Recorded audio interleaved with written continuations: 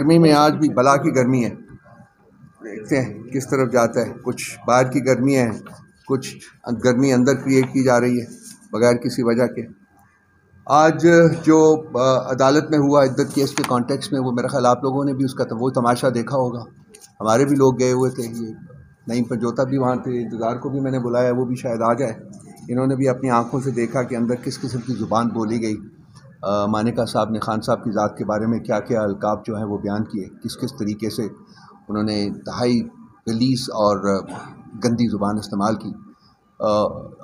اور اس میں جب یہ سب کچھ کر رہے تھے تو ہمارے لائرز نے بسا اوقات جج صاحب سے ریکویسٹ کی کہ جی آپ اس کو روکیں، آپ اس کو کہیں کہ اس قسم کی گفتگو نہ کریں. لیکن جج صاحب نے پتہ نہیں کن وجوہات کی وجہ سے بالکل اس میں انٹروین نہیں کیا، اور وہ 10 منٹ جو اس نے مانگے تھے وہ 10 منٹ گزرتے گزرتے 30 سے 40 منٹ ہو گئے. اور اس کے بعد ایک نئے سرے سے انہوں نے جج صاحب میں اپنی لیک آف کانفیڈنس کا اظہار کیا، اور جج صاحب نے فوری طور کے اوپر کہا، جو کہ پہلے وہ انکار کر چکے ہوئے تھے، کیونکہ پہلے بھی انہوں نے کہا تھا جی کہ ہمیں آپ میں فیتھ نہیں ہے اور آپ اس کیس سے علیحدہ ہو جائیے. تو آج میرا خیال ہے کہ اندر خانے بہت پریشر ان کے اوپر ڈال دیا گیا تھا. سو ججمنٹ آج سنانے کی بجائے انہوں نے جو دوسری پارٹی تھی ان کے پہلے وکیل کو کہا کہ آپ اپنا کیس دوبارہ بیان کریں، اور پھر مانیکا صاحب کو کہا جی کہ آپ انہوں نے انٹرونشن مانگی تو ان کو فوری طور کے اوپر گرانٹ کی گئی. اور اس کے بعد جب غلیظ گفتگو کے بعد جب ایک نئے سرے سے جج صاحب میں لیک آف کانفیڈنس کا اظہار کیا گیا تو انہوں نے فوری طور کے اوپر ایک لیٹر لکھ دیا کہ جی یہ کیس جو ہے وہ کسی اور جج کے پاس بھجوایا جائے. میرا خیال ہے کہ ہر ایک بندہ جس کے پاس شاید آنکھیں نہیں بھی ہیں اس کو بھی نظر آ رہا ہے کہ جج صاحب کے اوپر کس قسم کا پریشر ڈالا گیا ہوگا، کس کس قسم کی ان کو دھمکیاں دی گئی ہوں گی، کس کس طریقے سے ان کو انٹیمیڈیٹ کیا گیا ہوگا کہ انہوں نے سزا نہیں دینی، آج کیس کا فیصلہ نہیں سنانا. اور اسی لیے ہی آج یہ کیس جو ہے ایک اور جج کے پاس چلا گیا ہے. وہ اب میرا خیال ہے کہ گرمیوں کی چھٹیوں کے بعد کہیں کیس لگوائیں گے. سو ایک طرف تو یہ انتہائی بھونڈے مقدمات خان صاحب کے اوپر بنائے گئے تھے، اور جب وہ ایک ایک کر کے کریش ہوتے گئے تو اب یہ جو اسٹریٹجی ہے پاور ویلڈرز کی، صاحب اقتدار لوگوں کی، وہ یہ ہے کہ ان کیسز میں جو کہ کریش ہو چکے ہوں ورچولی، اور جج صاحبان نے صرف ان کی ججمنٹ دینی ہے، ان کو جتنا بھی زیادہ آپ ڈیلے کر سکتے ہیں وہ ڈیلے کیا جائے، اور وہ ججمنٹس نہ آئیں تاکہ خان صاحب اس وقت تک قید میں رہیں جب تک کہ ان کے خلاف کوئی اور بھونڈا مقدمہ نہیں بنایا جا سکتا. آپ بھی جانتے ہوں گے کہ توشہ خانہ کا ایک مقدمہ جس میں کہ سزا جو ہے وہ سسپینڈڈ ہے، اور ہم اس کی کواشمنٹ کی درخواست دے چکے ہوئے ہیں. توشہ خانہ کے اوپر ایک اور مقدمہ جو کہ آئی تھنک چوتھا مقدمہ ہوگا، کتنا چوتھا مقدمہ جو ہے وہ بنانے کی تیاریاں ہیں. اور ایک لاء ہے جس کے تحت کہ ایک سزا کے، ایک قسم کی سزا کے اوپر صرف ایک مقدمہ بن سکتا ہے. تو یہ بھی ایک بڑی گروس قسم کی ایبریشن ہوگی جس میں کہ یہ ایک ہی جرم کے کانٹیکس میں چوتھا مقدمہ جو ہے وہ بنانے جا رہے ہیں. سو آبجیکٹو یہ ہے کہ جی اس مقدمے کو بنا کے اس میں سزا دلوائی جائے پہلے، اور اس کے بعد پھر اگر یہ جو باقی مقدمات ہیں جو کہ کریش ہونے کے قریب ہیں بلکہ ہو چکے ہوئے ہیں، پھر ان کو ٹھیک ہے جی کریش ہونے دیا جائے. لیکن خان صاحب کو جو ہے وہ جیل میں اور وقت جو ہے وہ گزارنا پڑے گا، بالکل ویسے ہی جیسے کہ شاہ محمود قریشی صاحب کے اوپر، جب کہ ان کو نظر آ رہا تھا کہ ان کی بھی سائفر کے کیس میں رہائی ہو جائے گی، تو ان کے خلاف بھی انہوں نے کوئی 8-9 مقدمے ایک ہی گو میں 8-9 مقدمے جو ہے نا، اور مئی 9 کی جو ڈسٹربنسز تھی اس کے کانٹیکس میں ان کو لگا دیا. سو اگر سائفر کے کیس میں وہ آزاد ہو بھی جاتے ہیں تو پھر بھی وہ جیل میں رہیں گے، اور باقی کیسز جو ہے نا ان کو فائٹ کرنا پڑے گا.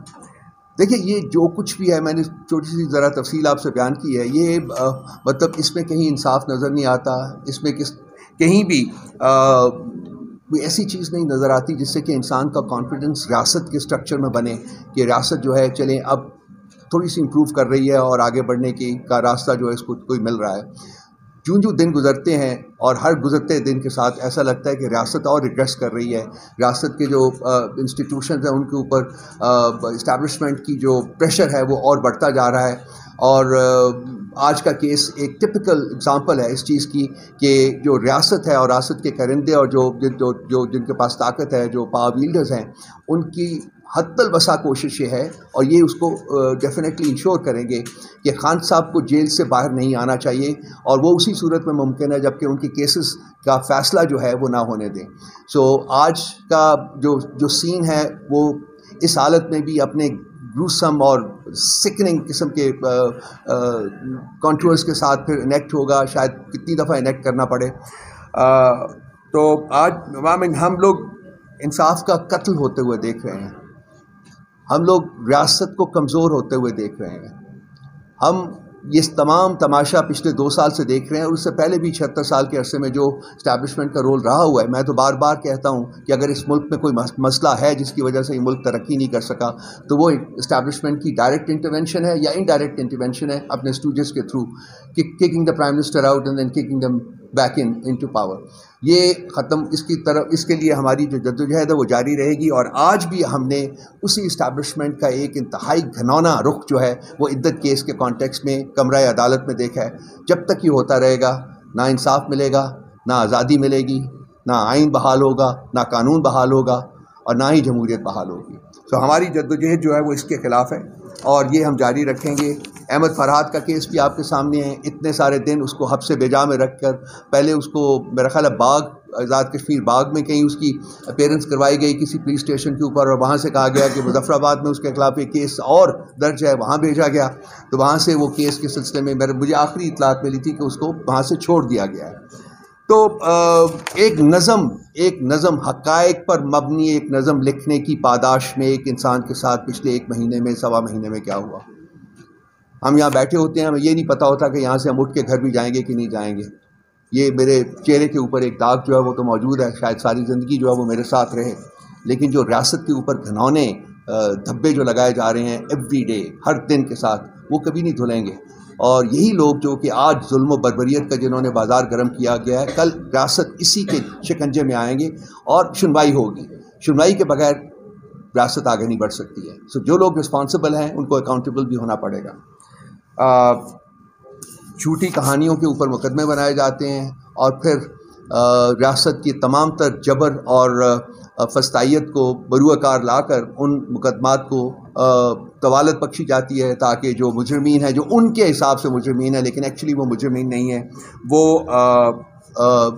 آزاد نہ ہو سکے. اس وقت خان صاحب کے خلاف جو عدت اور سائفر کے مقدمے ہیں وہ بالکل ورچولی ختم ہو چکے ہوئے ہیں، وہ کریش کر چکے ہوئے ہیں، اور ان میں سے آج ایک کا ججمنٹ آنی تھی وہ نہیں ہے. اب وہ دیکھتے ہیں کب آتا ہے. اسی طرح سے سائفر کا جو مقدمہ ہے وہ بھی کریش کر چکا ہوا ہے. توشہ خانہ میں خان صاحب کی سزا سسپینڈ ہو چکی ہوئی ہے اور القادر کے اوپر بیل کی ہے. سو یہ مطلب ایکچولی تو یہ تمام مقدمات آلریڈی ہو جانے چاہیے تھے اور خان صاحب کو جیل سے باہر آنا چاہیے تھا، لیکن ابھی تک وہ موجود ہیں. اور ہمیں خوف ہے وہ اس چیز کا ہے کہ اور مقدمات بھی عنقریب جو ہے وہ ان کے خلاف رجسٹر کیے جائیں گے.